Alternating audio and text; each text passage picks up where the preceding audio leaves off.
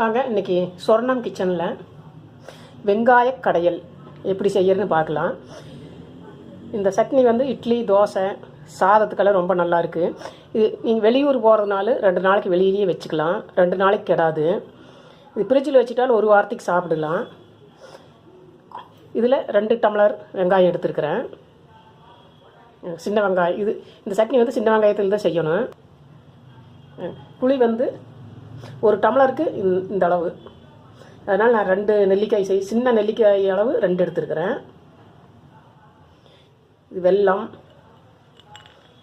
இந்த சைஸுக்கு எடுத்துருக்கிறேன். 2 டம்ளருக்கு இந்த சைஸ் வெல்லம். பச்சை மிளகாய் ஒரு 6, கருவேப்பிலை. இது பச்சை மிளகாய் தான் ரொம்ப நல்லா டேஸ்ட்டாக இருக்குது. நீங்கள் 1 டம்ளருக்கு 5லேருந்து 6 மிளகாய் வரைக்கும் போடலாம். நான் காரம் கம்மியாக எடுத்துருக்கிறேன். நீங்கள் காரம் ஜாஸ்தி போடுறதா இருந்தால் 1 டம்ளருக்கு 5லேருந்து 6 மிளகாய் வரைக்கும் போடலாம்.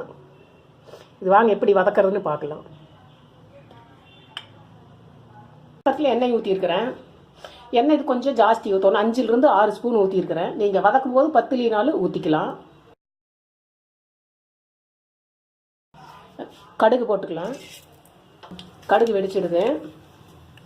மிளகாய் போட்டுக்கலாம்.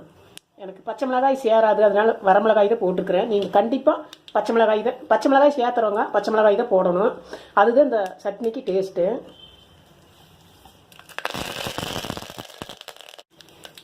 வெங்காயத்தை போட்டுடலாம்.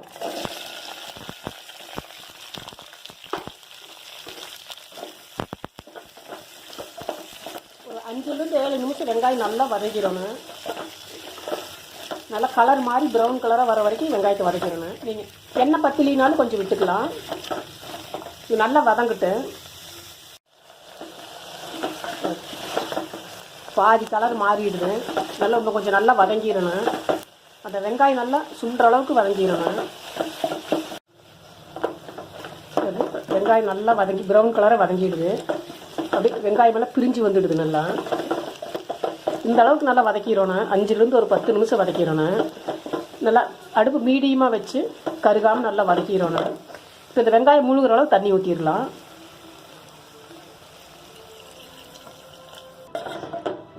வெங்காயம் முழுகிற அளவு தண்ணி ஊற்றியாச்சு. புளியை போட்டுக்கலாம்.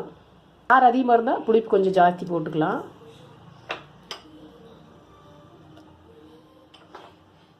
வெல்லத்தையும் போட்டுடலாம்.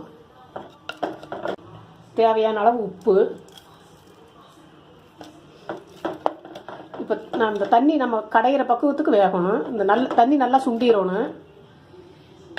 இப்படி ஒரு மூடி போட்டுடலாம். வேகட்டு நல்லா வெங்காயம் நல்லா வெந்துடுது. தண்ணி கடையிற அளவுக்கு இருக்குது. நீங்கள் கொஞ்சம் கெட்டியாக வேணும்னு இன்னும் கொஞ்சம் சுண்டுறதுக்கு விட்டுடலாம். கொஞ்சம் லூஸாக வேணும்னா இப்படியே கடைஞ்சிடலாம். இது மத்துலேயோ ஆற வச்சு பிளெண்டர்லேயே கடைஞ்சிக்கலாம். இப்போ மற்ற வச்சு கடைஞ்சி எடுத்துட்டேன். இது நல்லா கடை வெட்டுற என்ன சட்னின்னு 6 நாளைக்கு கண்டுபிடிக்க முடியாது. அந்த அளவுக்கு நல்லா சாஃப்டாக இருக்குது.